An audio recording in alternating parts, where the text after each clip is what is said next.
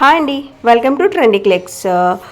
ఇవాళ మా ఇంట్లో వెజ్ బిర్యానీ చేసాము. ఇది చాలా సింపుల్ అండి. మనకి అల్లం వెల్లుల్లి పేస్ట్ అలాగే కూరగాయలు ఇవన్నీ కట్ చేసి పెట్టుకుంటే చాలా ఫాస్ట్గా అయిపోతుంది. ముందుగానే మనం ఇందులో పెద్దగా మసాలాలు కూడా యాడ్ చేయట్లేదు కాబట్టి పెద్దలతో పాటు చిన్నపిల్లలు కూడా హ్యాపీగా తినేయచ్చు. ఈ బిర్యానీ కోసం ముందుగా ఒక గిన్నె తీసుకొని ఇందులో 3 to 4 table spoons of oil add చేశాను. అది హీట్ అయ్యాక ఇందులో షాజీరా, మరాఠీ మొగ్గ, నల్ల యాలకులు, స్టార్ పువ్వు, దాల్చిన చెక్క, జాపత్రి, బిర్యానీ ఆకు, 2 చిన్న యాలకులు ఇవన్నీ యాడ్ చేశాను. దీనికన్నా ముందు మనం బాస్మతి రైస్ కానీ నార్మల్ రైస్ కానీ ముందుగానే ఒక అరగంట ముందు నానబెట్టుకొని పక్కన పెట్టుకోవాలి. ఈ బిర్యానీకి సంబంధించిన మసాలాలు వేగాక నేను ఆల్రెడీ 3 ఉల్లిపాయలు తీసుకొని సన్నగా కట్ చేసి పెట్టుకొని వేసుకున్నాను. ఇందులోనే మనం గ్రీన్ చిల్లీసు అలాగే కొంచెం సాల్ట్ యాడ్ చేసుకొని వేయించుకోవాలి.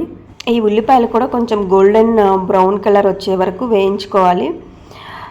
అవి వేయించుకున్నాక మెయిన్ వచ్చేసి మనకి ఈ బిర్యానీ దినుసులు లేకపోయినా పర్వాలేదు, కానీ అల్లం వెల్లుల్లి మాత్రం కంపల్సరీగా ఉండాలి. అల్లం వెల్లుల్లి పేస్ట్ లేకపోతే అస్సలు చేయలేము.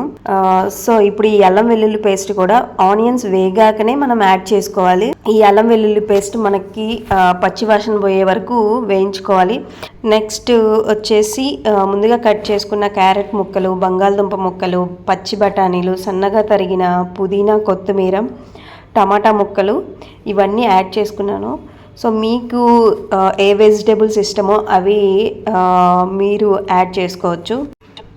ఇందులో మనం ఈ ముక్కలకి సరిపడినంత సాల్ట్ యాడ్ చేసుకోవాలి. ఇలా యాడ్ చేయడం వల్ల ఈ ముక్కలు చప్పగా లేకుండా ఉంటాయి. నెక్స్ట్ మూత పెట్టేసి సన్నని మంట మీద ఈ టమాటాలు బాగా మగ్గించుకోవాలి. ఈ టమాటాలు మగ్గిపోయాయంటే సరిపోతుంది. మనకి ఈ వెజిటేబుల్స్ 100% కుక్ అవ్వనవసరం లేదు. నెక్స్ట్ వచ్చేసి ముందుగా నానబెట్టుకున్న ఈ బియ్యాన్ని యాడ్ చేసుకున్నాను. ఇందులోనే వాటర్ కూడా వేసేసాను ఒకేసారి. నేను 2 గ్లాసెస్ ఆఫ్ రైస్ తీసుకుంటే 3.5 గ్లాసెస్ వాటర్ యాడ్ చేశాను.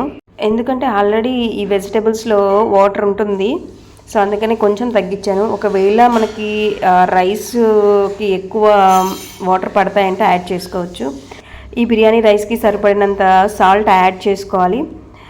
నెక్స్ట్ మనం దీన్ని హై ఫ్లేమ్లో పెట్టేసి ఒక మూత పెట్టుకొని జస్ట్ నీళ్ళని ఎగిరిపోయాక సిమ్లోకి మార్చుకొని తర్వాత వాటర్ అంతా ఎవాపరేట్ అయిపోయాక స్టవ్ ఆఫ్ చేసుకుంటే ఇక సర్వ్ చేసుకోవడమే. ఇందులోకి కాంబినేషన్ వచ్చేసి పెరుగు చట్నీ, గోంగూర పచ్చడి చాలా బాగుంటుంది. సో ఒకవేళ మనకి బిర్యానీలో సాల్ట్ తగ్గింది అనిపిస్తే మనం ఈ పెరుగు చట్నీలో యాడ్ చేసుకోవచ్చు. Thanks for watching. Please subscribe to Trendy Clicks and support us to make more videos.